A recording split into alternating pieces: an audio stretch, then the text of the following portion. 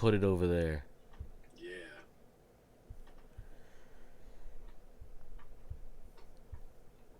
Just. Adjust. Adjust. How you I'm good. doing? You know, hanging out, having fun. Yeah. Did you go end up going seeing Doom 2? Not Doom. Doom would be a really weird movie for you to go see right now. Yeah, I would not spend money on that. Um, You sure? yeah, I didn't spend money the first time. Wait, no. Dwayne Johnson's finest work. Oof. Wow. Text Mm, that right now and see how Mike feels about that. I will. He might laugh at it because he's kind of a sadistic weirdo. Doom.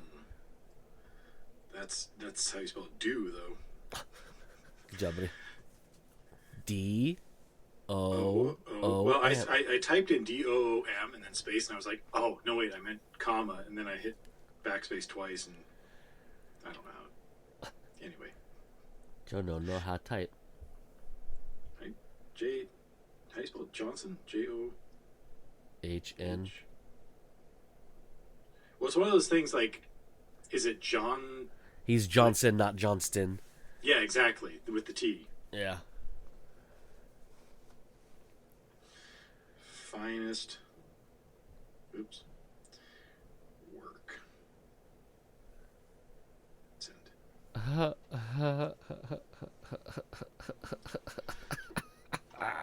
It's Out of context disgusting. jokes are funny.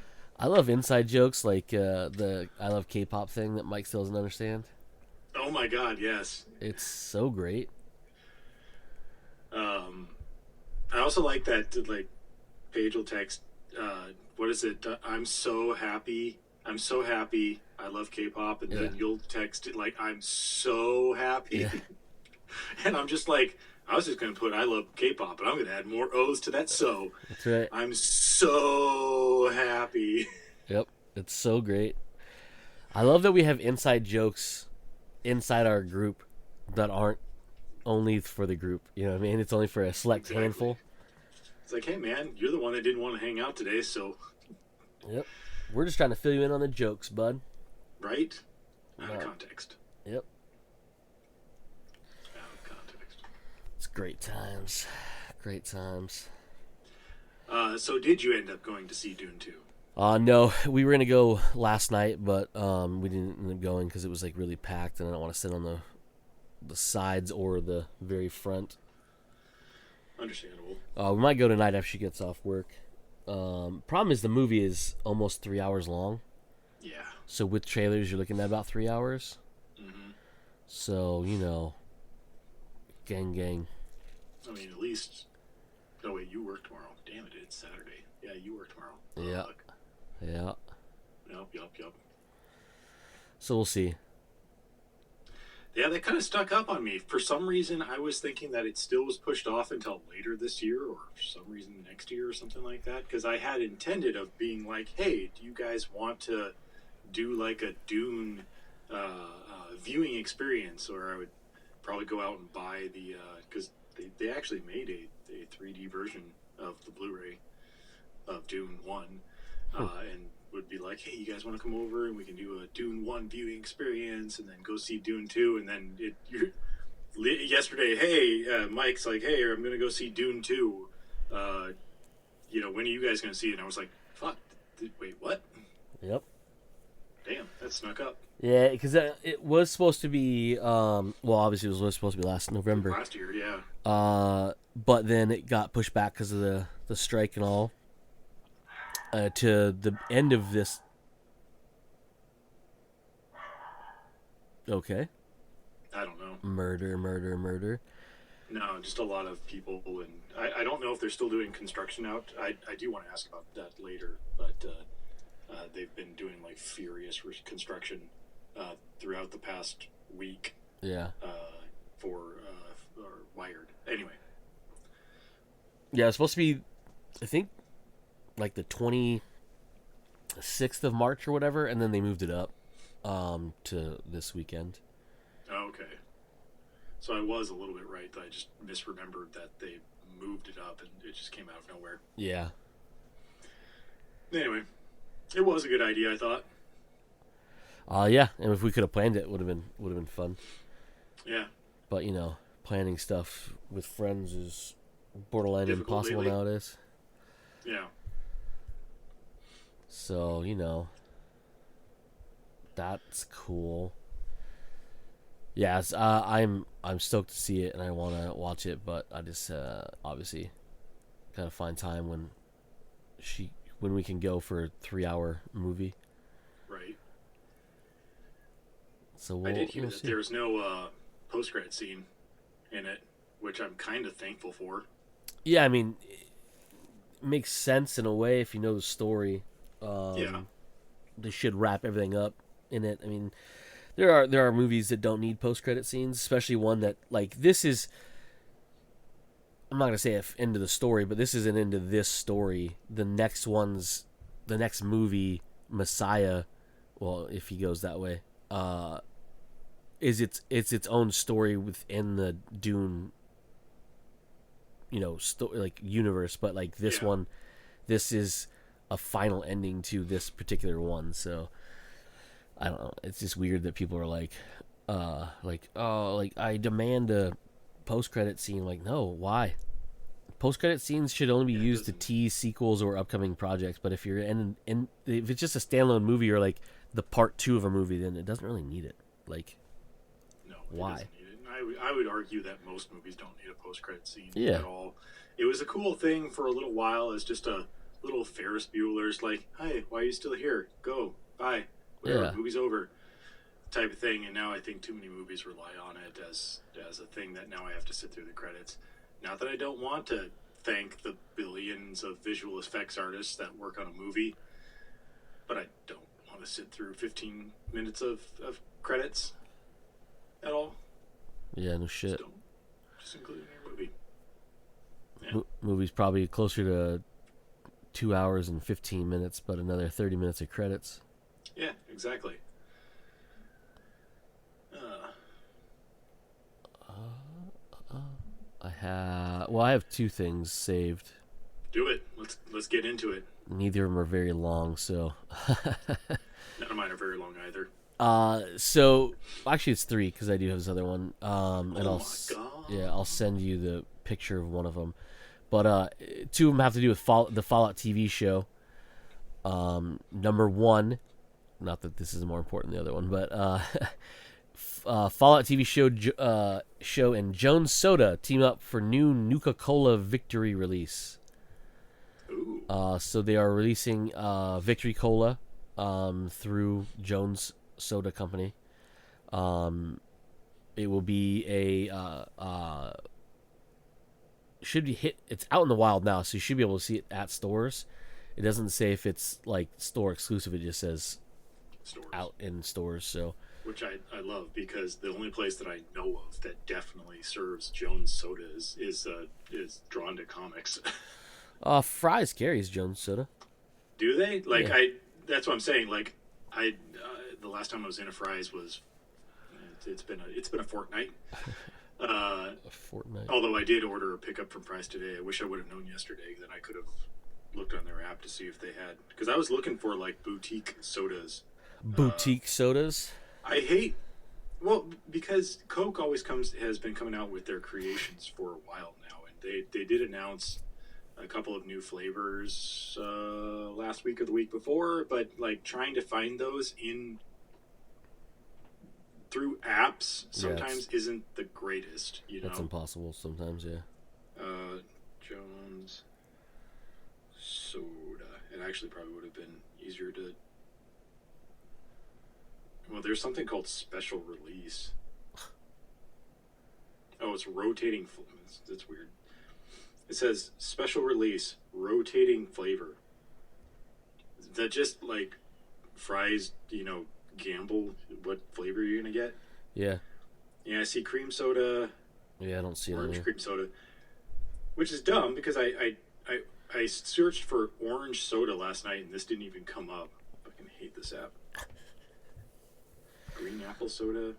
I ended up settling on 7 Up, I think it was.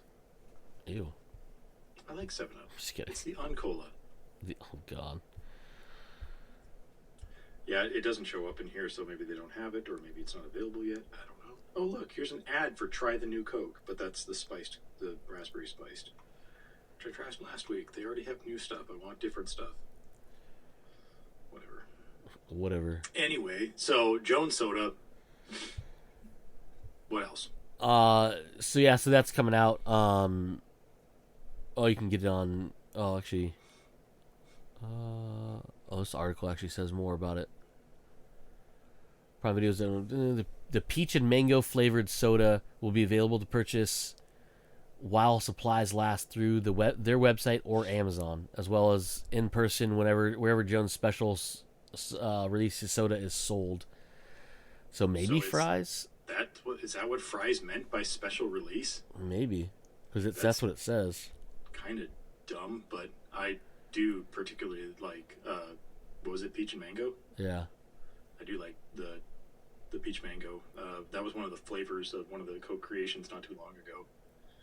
It was pretty. Oh, that was the summer. I think it was the summertime one they did last year. It was pretty good. Okay, well, gotta try. Well, let's see. Fry's carries Jones, so does Target. Certain Walmarts, I think, do. I think that's all the ones I know of. I almost think like Winco probably does too, but I don't know. No, I don't think they do. Oh no, they don't, because their soda section usually sucks. It's pretty limited. It's weird too. Yeah, that and their chip selection is just fucking terrible. That too, yeah. I don't know why. So weird. There have been times where I've had a particular hankering for a certain type of like soda and chip, and shopping at Winco and walk down that aisle, and it's just like, nope, that's not neither of those selections, not even anything close. Because one of my favorite chips is like a salsa verde type chip. Hell yeah, like the Doritos. Well, yeah, the Doritos, but particularly the Pocky. The Pocky ones are so fucking good. Oh. Have you tried the Dorito Pockies? No, I have. Yes, I have, and they're pretty good. Paige really liked the spicy queso, I think it was called. Yeah, because we get them we get the small bags at work. Yeah, I've had tastings of it. So the other Fallout story that I had saved is Fallout reveals intimidating Brotherhood of Steel soldier new image. This is a high-res images from Total Film, I believe it came from, and it shows the screen used power suits, and they are real detailed. Like they have weathering on them and everything like that. It's pretty cool. I'll send you the photos. Well, you can look it up too if you really want to, but if it'll let me share this, there we go. Well, I'm sending it just to you, apparently. Whatever. Just me? I thought I clicked on the one that had all of us, but whatever. Taj doesn't deserve to see it anyways. That's pretty cool. It weirdly looks CG generated. Yeah, but it's a very, very stylized photo. When you go to the second one, though, you can actually see more of the fact, like they braided some of the cables and just have weathering on the masks, the different details on there. I don't have a second image. The two images I have are one from the film exclusive, and the other one is a classic Fallout, like actual from like Fallout 2. I think. Yeah, so they're showing us the details on there and everything, but yeah, that's them. I mean, it looks pretty damn close. Yeah. Comparing the two. Yeah, it's easy to see on a bigger screen if you get a chance, but because you can't really zoom in. I'm sitting here trying to click on the image, like make it bigger. Dude, it's like, no, fam, that's not how this works. Yeah, Apple and their fucking whatever. Yeah, whatever. But that's cool. Oh wait, no, I have. When does that come out? I was probably in that article and I didn't even read it. I keep seeing more and more content from it, and April. Is it April? Yeah, April 12th. Okay. Yeah, yeah, yeah, April 12th on Prime Video. I still have that, so I can yeah, watch that. Or at least yeah. I can start watching it and then put a pause on it for a little bit. Still haven't finished Reacher season 2. Jesus Christ, Joseph. Hey man, Hey man, I'm I got busy. nothing. Yeah, I didn't say that. yeah, you were, Just you no, were I wasn't. thinking it. You were No, thinking it. I have no excuse. Yeah. I've realized I have no excuse. Although I did start playing Cyberpunk DLC, and Oh, I absolutely love it because it feels like Escape from New York. that's cool. Oh, because it's Yeah. that the Gunrunner one or whatever it is. No, Not Gunrunner. it It's is literally because remember the plot of Escape from New York. Snake Plissken has been captured, and he is basically given a choice: go to jail or go rescue vice the president. president's daughter or president or something like that in It's the New first one. York. It's vice president. Vice president, No, by the something vice. like that. Yeah, whatever. I can't remember. It's been a while. Yeah, But I heard that. yeah, Yeah. but basically infiltrate this hellhole of a place and get the president out. That's literally what this DLC is. Your character V, obviously he's not going to jail, but he has the problem with the relic, and he gets contacted by someone named Songbird, and she happens to be a net runner on the president's aircraft or spacecraft or whatever it is, and says, "Hey, I have a job for you, and we could be basically mutually beneficial. Uh, I can try and help. I can help you get rid of the relic and save your life. All I need you to do is go to Dogtown. Dogtown is this hellhole of a place in Night City. And when you get there, she helps you sneak in, and she's like, okay, get to the roof, and that's when she tells you, the president. I'm on the president's space plane or whatever it is. It's under attack. We're coming down in Dogtown. I need you to get the president out of Dogtown. That's Interesting. it.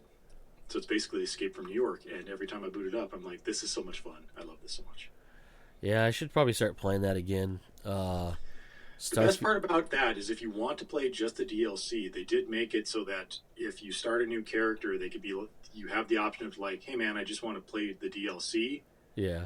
So it like auto progresses you to the point of where that DLC is because you can't access the DLC right away.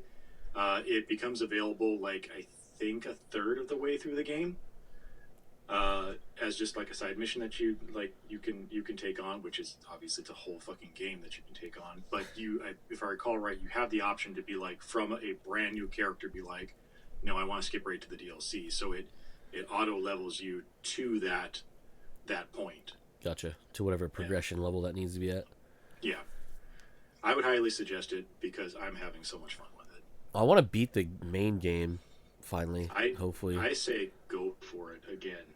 I wish we could. I wish they would have implemented the co-op so I could just be right there along with you And see how broken my missions are. bust some chooms. Uh, Hopefully, but I haven't been on since they did the update. Hopefully, they fix my shit and I don't have to start over again. But I will if I have to because it's fine. I No mean, at big least deal. for you, I would say that if you at least did the start from the DLC point, I don't think it gets rid of the. It doesn't take. I don't know if it takes on the those certain missions that you would be skipping over in order to get to that point. Because, like I said, it doesn't populate right away. It populates like a third of the way through the game. But at least that's a good way for you to be like, okay, I'm not starting from zero. I'm skipping ahead a little bit because I've already played a little bit of the game. Yeah, it might actually help to start over too, just because I know they changed a bunch of stuff, like in the menu and stuff. And Oh, they didn't just change some of the menu stuff. Like they revamped a whole lot of stuff. Like even to the point of where I jumped in to play the DLC and I couldn't access it right away because of they were like, oh, you have to install a an update to your basically your cybernetics in order to be compatible with the new stuff. So I literally couldn't even play the DLC until I went and did that, and then learned about how all the new cybernetics worked and stuff. And I still don't fully understand it. I'm yeah, still just running around with all the base stuff that I had when I finished the game earlier. I haven't bought anything, which is cool because I haven't had to buy anything new. You know, I have yet to really run across a lot of stuff, but it's also weird to get used to. Clothing used to have armor on it, and now it doesn't. Oh, so it's just cosmetic? So it's mostly just cosmetic with a little bit of. You'll run into some pieces that have like 7% resistance to chemicals or something like Oh, that. gotcha. Okay. Yeah, and so at first it was like really weird. I'm like, oh my god, there's so much legendary stuff around me right now. I'm just like picking up a shit ton of legendary stuff. And when I finally got a chance to like sit down and look through it, because it all ended up being cosmetics, yeah, I was just like, oh, it's just all cosmetics. Like I don't or legendary components that I can use to craft stuff. It's not actual like legendary stuff. Good, so my outfit doesn't look like atrociously terrible. Yeah, That was the one thing I was like, please just make this cosmetic so I can wear cool outfits and not have to worry about piecing together this fucking outfit. well, the fun thing about that is that they did fix that a few months ago, like 6 months ago or something like that, with their transmog system. What the Okay. transmog system did was it allowed you to equip all the goofy, stupid shit that had high armor levels, but then equip a basically costume that you put together all of your favorite looking uh, gear, and then you could overlay that onto your goofy looking shit. Good. The 'Cause, only ugh. thing that I've run into as a problem with that is when hopping back into the game, I was like, oh, I actually like this jacket. The look of this jacket, that's pretty cool. Let me put this jacket on, and it just wouldn't. It would equip, but nothing would happen. I'm like, the fuck is going on? Because it's been so long since I've been out of the game. I forgot that the transmog system works that when you're in your apartment, in your closet, you can put together this costume, but that's the only place you can do it. Gotcha. So if you change if you change something underneath, it doesn't change the look of It it. doesn't change the look of it. I was Gotcha. like, oh fuck. Well, I'm halfway. I'm like in the middle of doing this mission for the president thing. I guess I'll have to figure that out later. Anyway, what were we talking about? I don't remember. Playing that game. Nuka-Cola Yeah, well, yeah, that and then the power armor. and the power armor. That's right. Yeah, the power armor is pretty sick. I did remember another thing I want to talk about after I talk about this other one real quick. Do it. So, Superman, as it's known now, has officially started filming. Mm-hmm. We saw the logo, fake fucking picture apparently. But the news I wanted to bring up is they actually confirmed and announced the actor playing Perry White. Yeah, that was cool. Wendell Pierce of many things, but recently the Jack Reacher Jack or Jack Reacher, Jack Ryan. Jesus Jack Christ, too Ryan many Jacks. show will be taking the mantle of Perry White. So that's pretty rad. That's pretty rad. Which is weird though. I have like a Mandela effect going on where I'm just sitting there going, wasn't he already Perry White? Nope, that's racist. Was there? I don't know. Like I don't know the other. I know that Lawrence Fishburne was Lawrence Fishburne did it. was the one for Henry Cavill. Was he? Yeah. God, he must have been so little in that movie. He was. Yeah, no, it wasn't. He wasn't a big Yeah. focus in those ones because most of the Man of Steel movie was not him as a reporter. It's more of him, fucking, getting his ass handed to him and then murdering other Kryptonians. Mm-hmm. So yeah, it's fine. But yeah, no, No, that's cool. I like them. I like him. I like Wendell, so I'm pretty excited about that. The other thing I was it's not a news article because I just saw this video talking about it. The official Harry Potter or Wizardly, whatever they call it, YouTube posted a video of one of the costume design or about costume design from the one of the curators at the fucking wizardy thingy.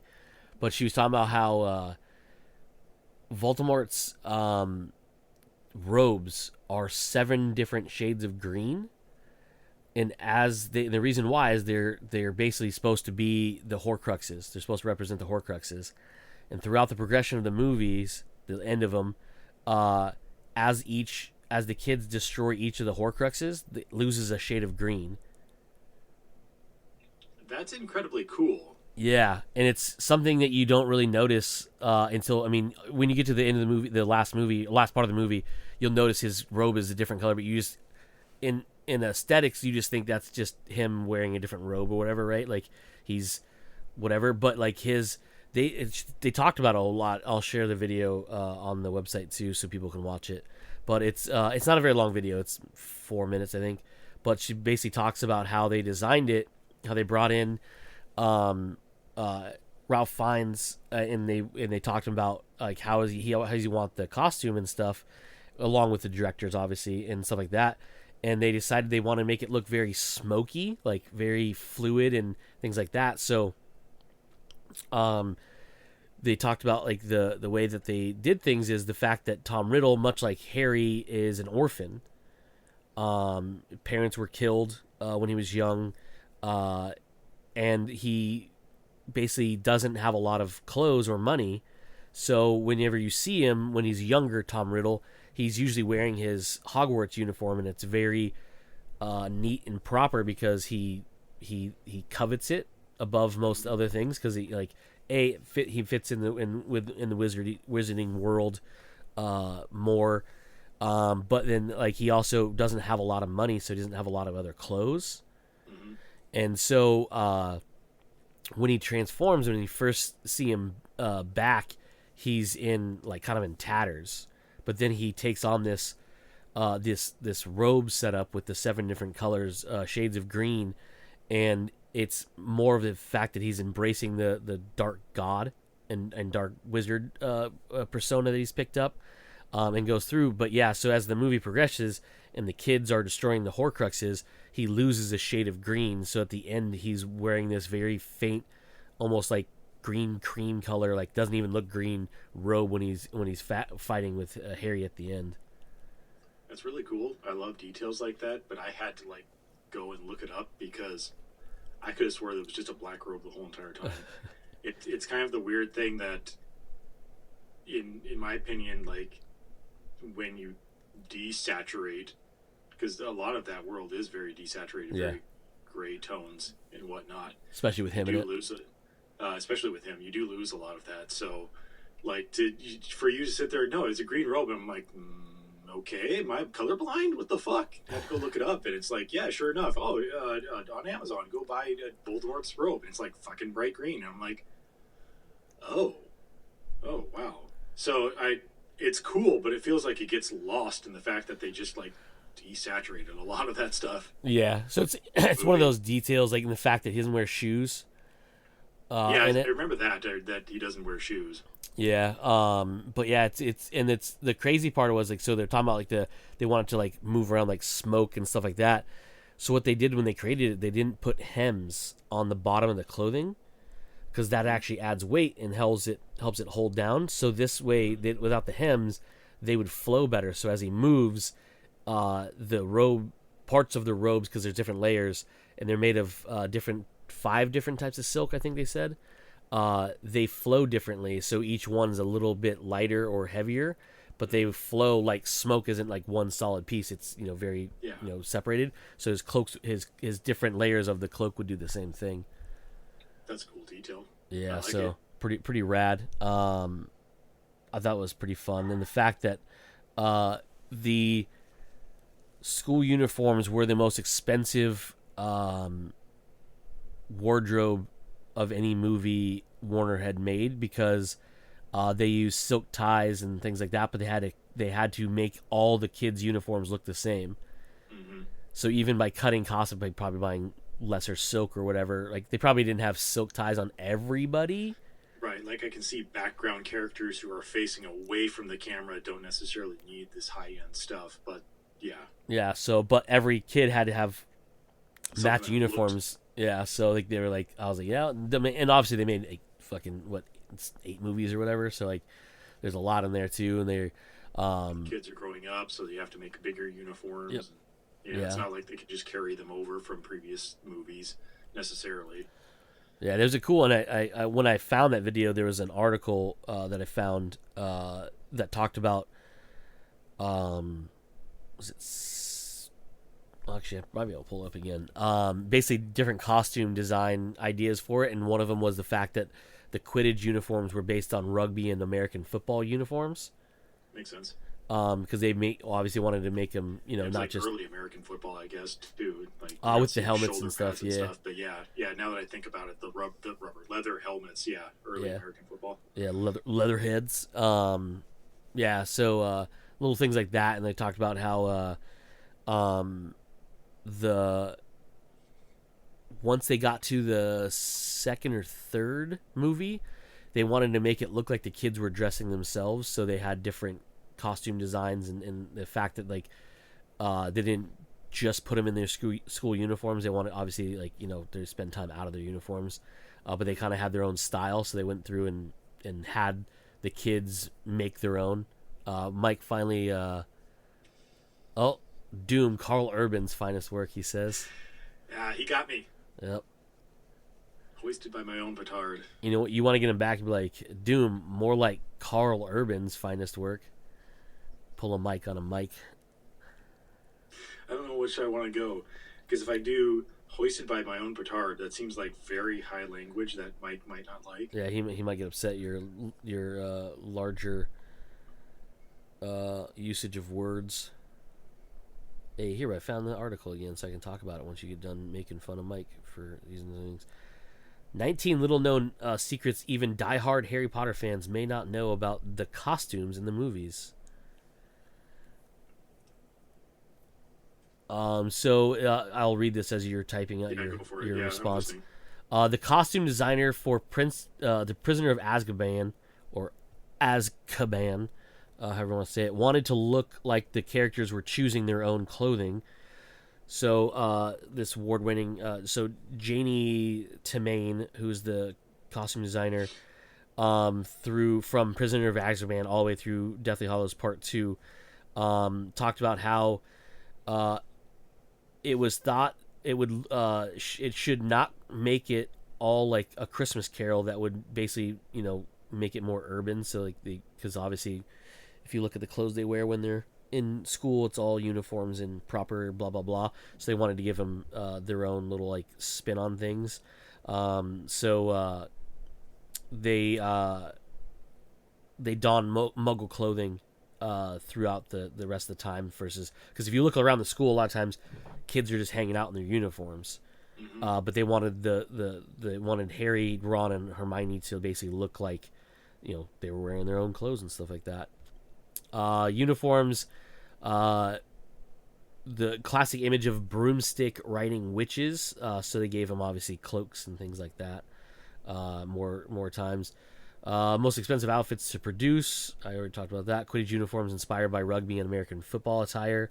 It doesn't really break down what it was, but basically you wanted to look like real life rugby and football uniforms by giving them things like the stripes on the shoulders of their cloaks, the leather padding for like the legs, which is very a la early football and rugby, current rugby too, things like that.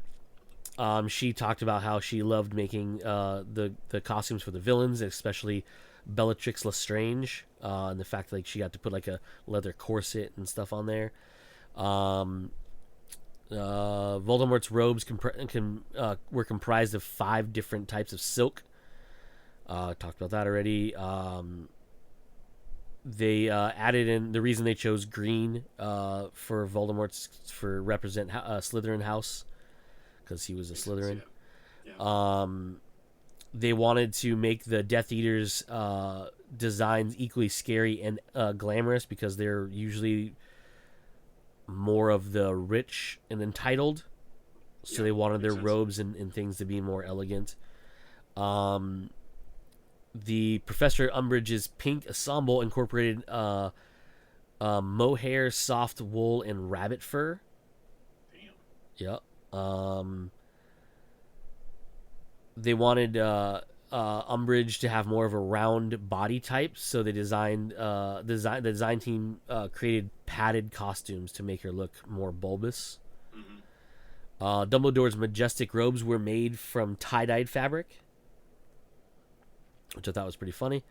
The actress Ivana Lynch, who plays Luna Lovegood, actually helped create her quirky jewelry. She also helped make the Gryffindor hat, the one that she wears during the matches. I thought that was pretty cool. Cool. Um, oh, the Beauxbatons blue uniforms. That's the one of the visiting schools during the Wizarding Cup, the Tri Wizard Cup tournament.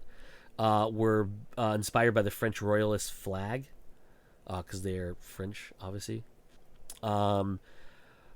Durmstrang is situated in northern Europe, so its uniforms pay homage to Russian folklore. Hermione's delicate pink Yule ball dress concentrated her strong persona, because I guess of the way they designed it. I don't know. I was reading a little bit about it. Grint was game to wear a ridiculous dress robe for the Yule Ball, because it's actually from the book as well, and it's a hand-me-down from one of his female relatives, I believe.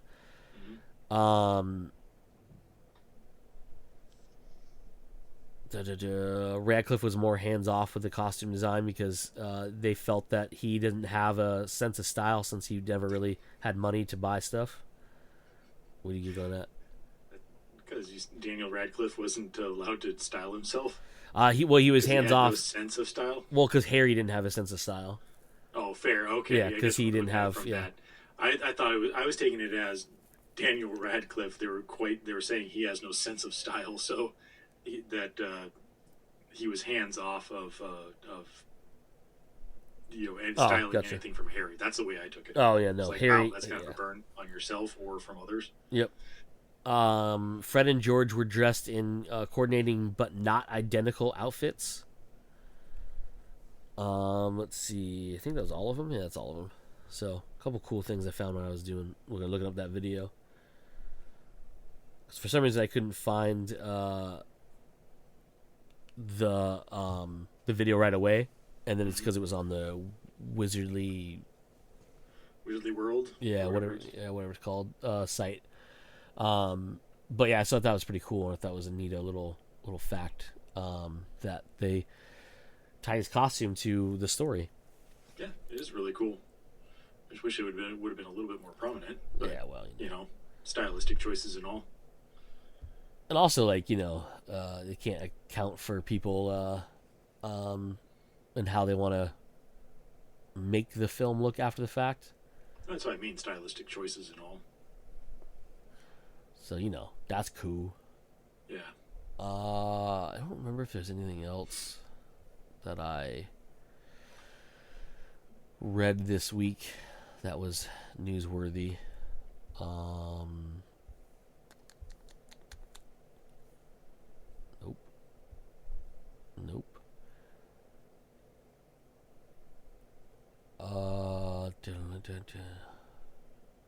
Nope, I don't think there was. Got anything, Joe? I have a couple of quick things here. All right, let's do it. The first one is I love the name of this article from Inverse. It's Ben Affleck's strangest action movie is getting a sequel, and you're like, what is this strangest action movie that he's done? Is it? It's apparently The Accountant. That's his strangest one? Apparently. I was gonna say Paycheck. I could have said any other of his action movies.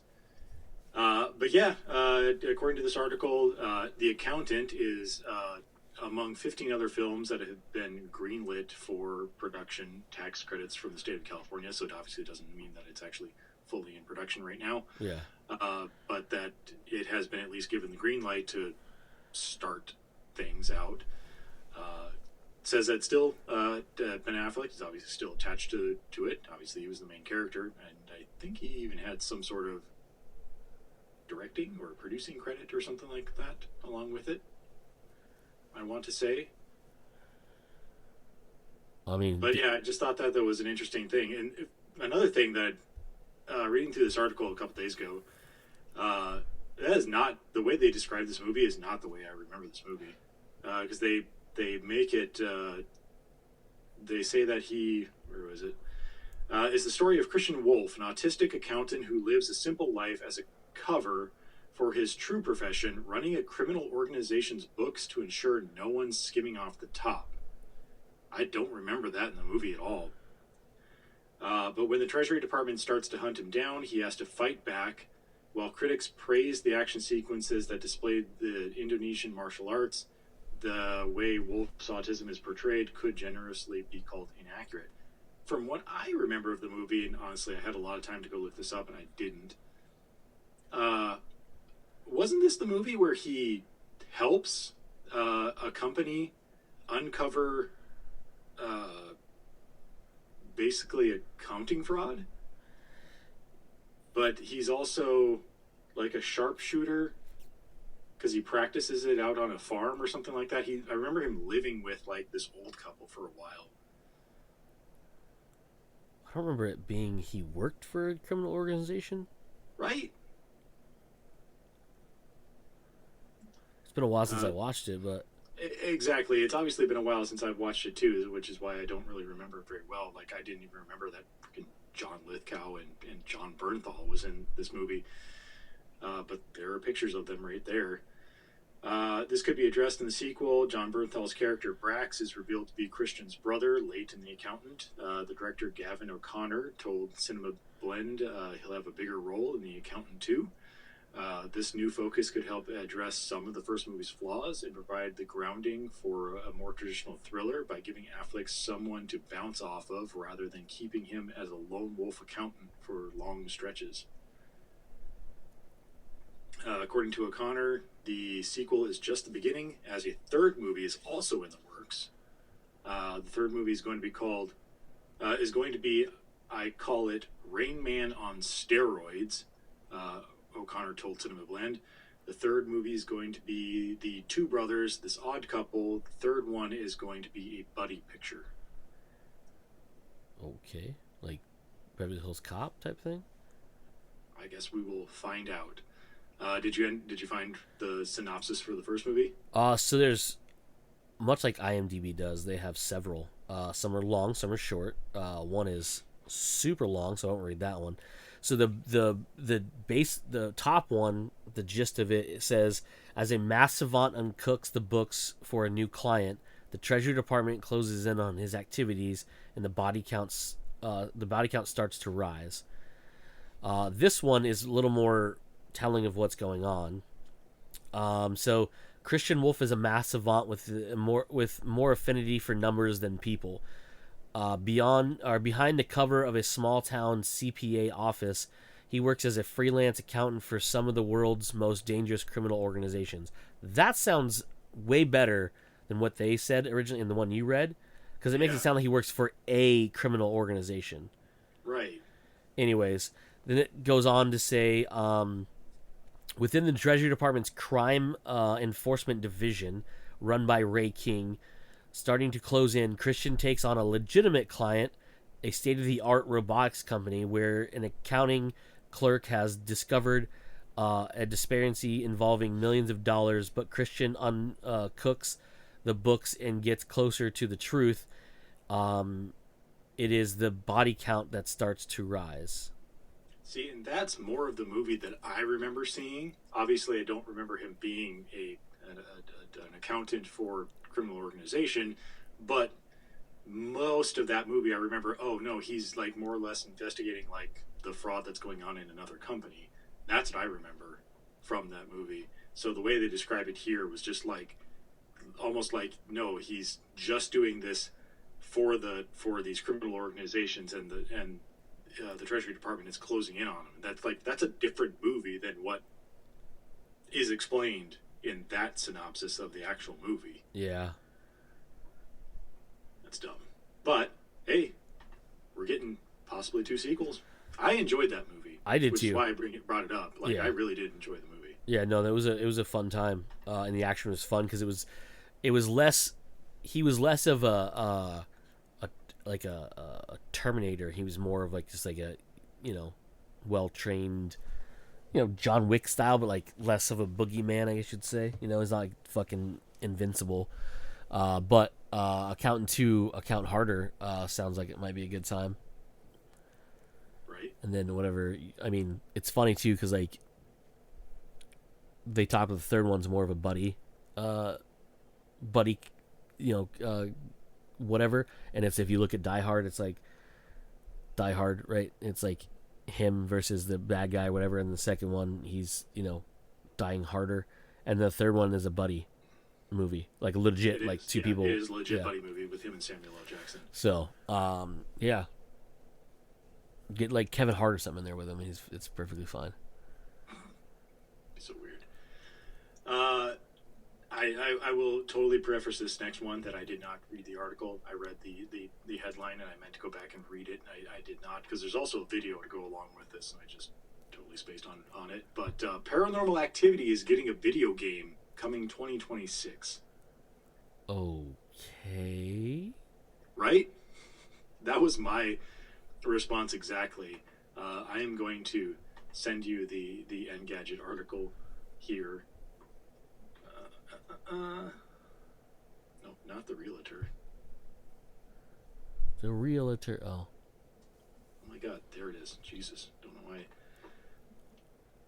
Send. But yeah, that's basically it. Even this article is skimming through real quick. Is like there's not a really whole lot yet known about it. Obviously, the game is slated to be released in 2026, so we are ways away from it. But it is going to be presented in a found footage format, just like the movies. According to the article, details are otherwise slim for now, though Paranormal Activity found footage will feature what's said to be an advanced haunt system that will dynamically change the intensity and kinds of scares players will face based on their actions. Several other games have used a dynamic scare system, including Don't Scream, an early access title that picked up some buzz a few months ago. So it'll be interesting to see how Darkstone Digital uses that here. I really enjoy most of the Paranormal Activity movies, so when they said that they're making a game, it's just like, I don't know how this is going to go. Yeah. So, like, are all the scenes shot through cameras, like found Right? footage Is cameras? that what it's going to be like? So, like, when you move from room to room, it's basically just you being picked Is up on this another going to camera. be Five Nights at Freddy's type thing? Because Huh. that's essentially Five Nights at Freddy's. Is that what it's basically going to be? You're right. Like, just cameras panning back and forth, and you're just switching from one to the other. Trying to find the Paranormal Activity. Huh. Oh wow, that was stupid. I hit play on the video. It's 34 seconds long. It's literally just, hey, game coming. That's it. Good. It's good to hear. Yeah. So even that didn't have any gameplay footage or ideas of what the gameplay footage would be. Anyway, I thought that was interesting. It's very, very strange.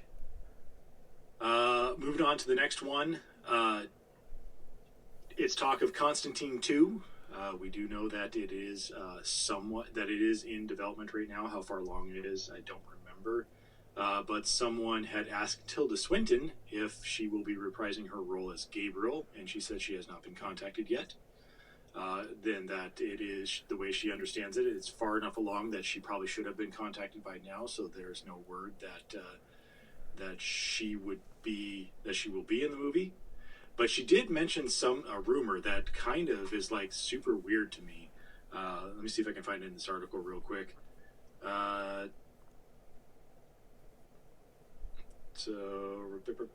Okay, but Swinton, in confirming she wasn't set to reprise her role as Gabriel, may have revealed a crucial plot detail for the sequel. She says, I did hear a rumor, I don't know if you heard it, that Keanu was going to play Gabriel. Swinton says, which would be beautiful. Yeah, that's the exact face that I made, because Gabriel was obviously an angel, and he's not exactly angel material. That's not who Constantine is. So for her to say that is either like she's taking the piss out of people, or they're going down a really different path. unless they do a thing where like Gabriel takes on the form of what Constantine would look like if he wasn't, riddled with cancer and beat up. So it's not really Constantine. It's just an angel taking on his form Yeah, to Gabriel taking on the form of like, hey, like, to do stuff. yeah, I don't know why they would do that, but that's the only thing I can think of. Because why would you? I mean, you're going to recast Constantine, even though technically speaking, the guy they had play him in the TV show was actually way better of a Constantine to me than I will Keanu. say that from what we got originally, because this came out before the TV show, I did enjoy Keanu Reeves as Constantine. I did It was too. his own thing. But definitely when we got Hellraiser, essentially, Yeah, the actor who played Constantine there, I will totally admit was a much more perfect fit, look wise, and attitude wise, for the John Constantine of the comic books. yeah. But yeah, I thought that was weird and interesting. That's a pretty fucking. Oh, and weird also ass- they're aiming for an R rating on it, which I don't remember what Constantine one is, but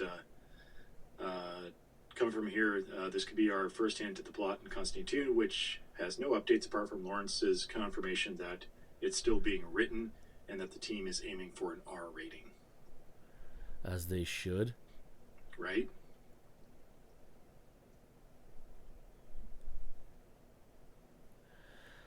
I was trying to find his name. The show was called Constantine, right? Was it not? Called Hope. Actually, I don't know now. Now that I really think about it, I don't know. Oh, it does help if I spell Constantine correct. I didn't see that auto corrected my incorrect spelling to not be what I was looking for. I want to say I saw something. Here we go. American drama series. Matt Ryan. Matt Ryan. It was Matt. I was like, is it Matt? Yeah, because he played that character a couple times in that TV show, which unfortunately was short lived. He reprised it in the Arrowverse, and then he voiced him in a couple of the animated movies, I think. I think so. Yeah, I think you're right. Yeah. I did find this new article while we were chilling here. I was listening to you. I swear I was listening to what you're saying. But Alex Garland ignites America, the filmmaker on setting the states against each other in his new film Civil War. It's an article from Empire, and he talks about a little more about the movie. Not so much spoiling it, like just saying like what's going on, like what's happening in it, but kind of where it's at in there. But there's a quote in here that makes me very happy to hear him say, because it makes sense. But he says, I tend not to spell things out in films. It sometimes feels overly spoon-fed by cinema, and so I probably just react against that. That question, why Texas and California, is a question that I want the audience to ask. So if you've ever watched his other movies or his TV show, I guess you really say too, that he's written and directed.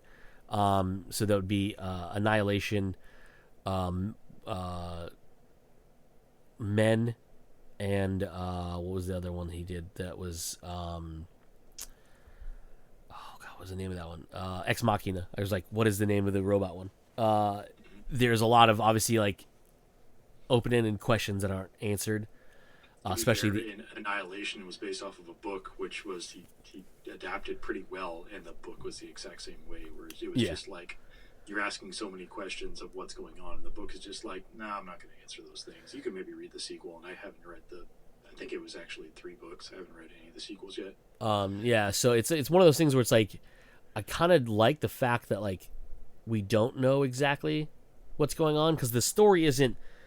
I mean, obviously, the story of the Civil War movie is probably like the fact that like why is there a Civil War, but obviously like there's going to be a reason. It's not just like, hey, there's going to be a reason, and like I think the big question, because I have heard, I have read a little bit about what people think the reasoning between the two is, and because obviously Texas is a very Republican state, and California is a very liberal state, so why would those two team up to, do what they do in the movie? That's the question that I've heard and I've read about. Mike had to look the definition of petard up. Yeah, it was hilarious. I think he was making sure you weren't calling him a certain name. Right. Yeah. So in this article, he says there's no sci in it. For a start, so there's no sci. It's a sci-fi movie, but like not because it's like they call it that, but it's not really a science fiction movie. Just a fiction movie. Yeah, he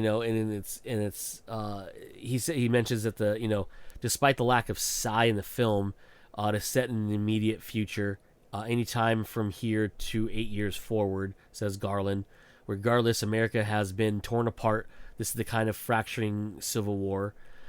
He explains the situation on the ground. There are many, many factions and groups. It's like the civil wars that one typically sees in the world, where many competing forces with different agendas. Here, the Western forces of Texas and California, unlikely bedfellows maybe, have teamed up to revolt against what looks like a oppressive U.S. government. What the specific union. So that's embedded in the film. He teases. Then he says that quote that I mentioned earlier. Why those are together. That's something you should be asking yourself. But obviously they may not answer it fully in the movie, other than the fact that like those two states being obviously two of the larger and most populated. Well, actually, California is really populated. Texas isn't as highly populated, but it's very large. Would be obviously those are completely different, like almost two different worlds, really. But they've obviously, they don't want whatever this oppressive government is to control whatever they're doing. And they even could be this like, the enemy of my enemy is my ally type thing. Yeah. Like they don't meet eye to eye on anything, but the one thing they do is the fact they don't like this government. So they're going to, team up on there. Then it says the press.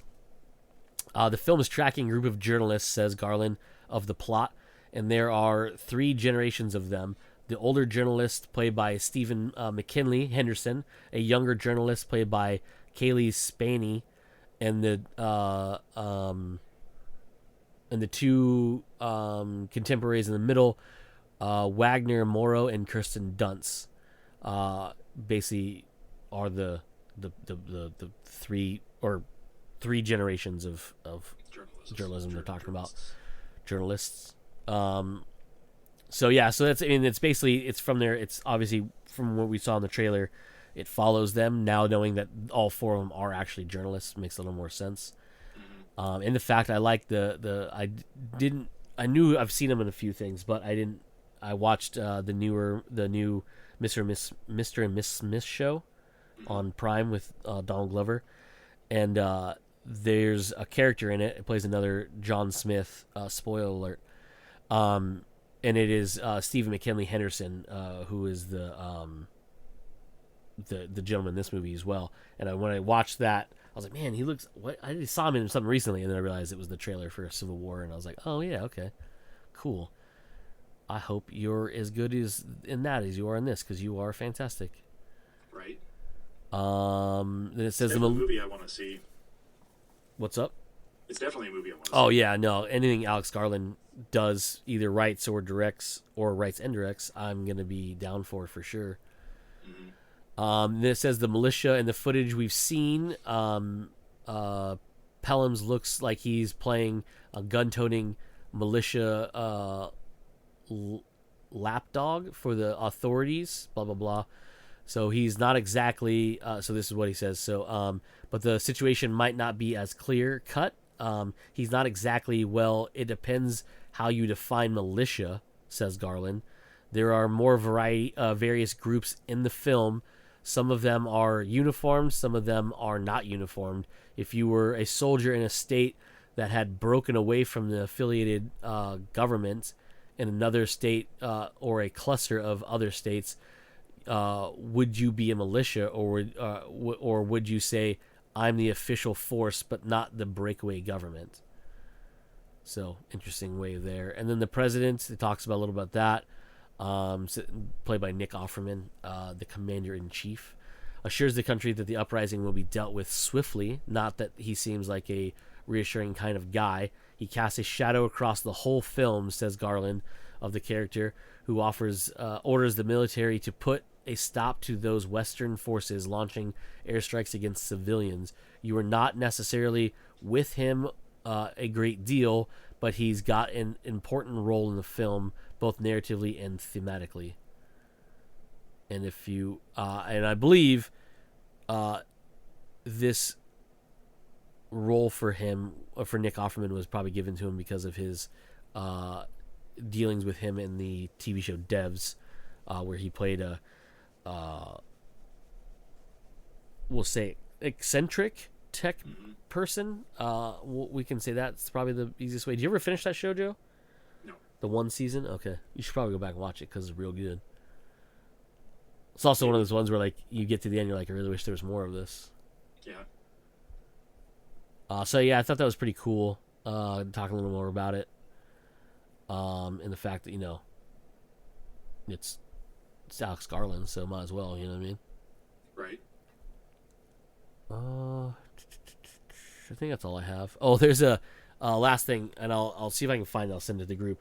There's a TV spot for Godzilla X Kong, the new Empire, where it looks like it's the same scene where you see Kong running and then Godzilla bursts out of the ground and he starts running full bore, and he's fast, which is terrifying. But this is a different angle, and at one point Kong literally reaches up and jumps on and starts to ride I read about that, and Godzilla. I don't know how I like that. Bro, when you see it, you're gonna be like, yes, dude, I want this so much, dude, because it's not like he rides him, it's like he grabs. I don't know. Finish off, and I'll finish. So he grabs up on the spines, right?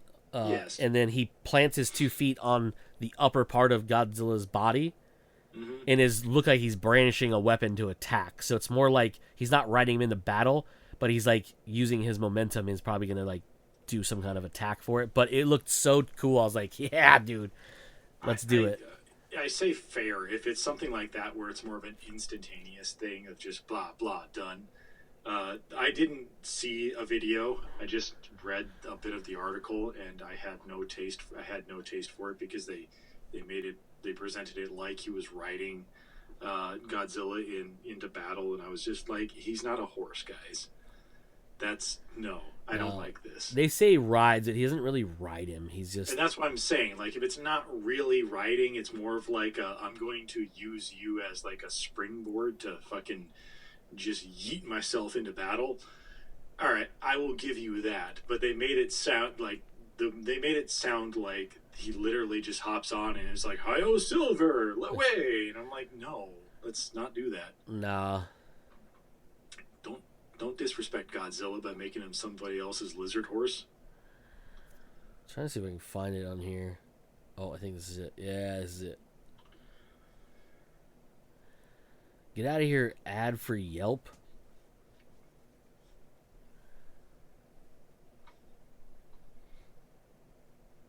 Yeah, it's a minute long guy here. It's a TV spot. Blah blah blah. Big angry lizard, deaf girl, Kong. The cool glove they give him. He's like, yeah, power glove. That's what I was thinking too. He's just so proud of the power glove. Oh, there it is. Yeah. I'm not against watching this movie. I've enjoyed all of the other movies. Oh yeah. So I probably will enjoy this. Yeah, this one's going to be ridiculous, the dude. Of using him as a horse, as a war horse, war lizard horse. War lizard riding horse. him into battle.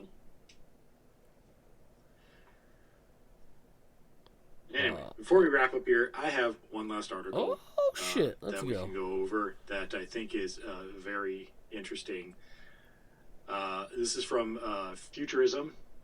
Scientists create DVD-shaped disc that can hold more movies than you could see in your entire life.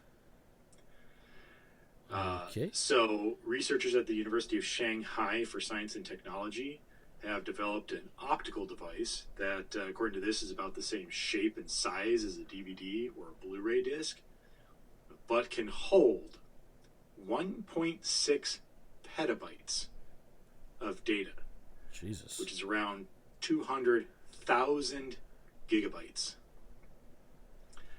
It states that's the equivalent of about 40,000 DVDs. Over 100 years of watching one movie a day. Let's see what else. IEEE Spectrum reports that around 4,000 times the data density of roughly a Blu-ray, roughly 24 times the highest capacity hard drives currently available. This thing is wicked large storage medium. Yeah. Best part of all, the researchers claim that disc could make use of conventional DVD mass production methods, producing a single layer disc in only 6 minutes. The article goes more into like actually how it works. I would highly suggest going and reading it because it is pretty fascinating. It's basically just, I believe it says that instead of a single layer of data, the team came up with a way to encode data across 100 layers, as detailed in a paper published in the journal Nature last week. That it is also recorded in spots that measure only 54 nanometers across. But unfortunately, as they even explain here, it's not going to be actually, at least for the foreseeable future, aimed at us poor consumers who could store so much data on this. It's actually ideally is being aimed more at data centers, the ability to basically make them smaller and more compact. Okay. Because obviously this is going to be a very expensive technology as well. Yeah, I could see it being more for storage than use, I would say. And at least in this article here, from what I remember, they don't go over, because it says that it's optical media, so basically like a DVD or Blu-ray. So what the read-write times on something like this are, they don't really go over. What the lifetime expectancy of such media are, they don't really go over, because like Blu-rays and DVDs, like discs in general, actually have a limited shelf life. They're still like tens of years. Yeah. But they do degrade over time. Yes. So it doesn't really go over any of those specifics here, but just the pure fact that they found a way to store 1.6 petabytes of data on something the size of a Blu-ray is amazing to me. Like, you could literally just, like, I just want to own every Blu-ray ever made and still have room left over on it. Yeah, it would be super cool. That's pretty rad. I'm not gonna lie.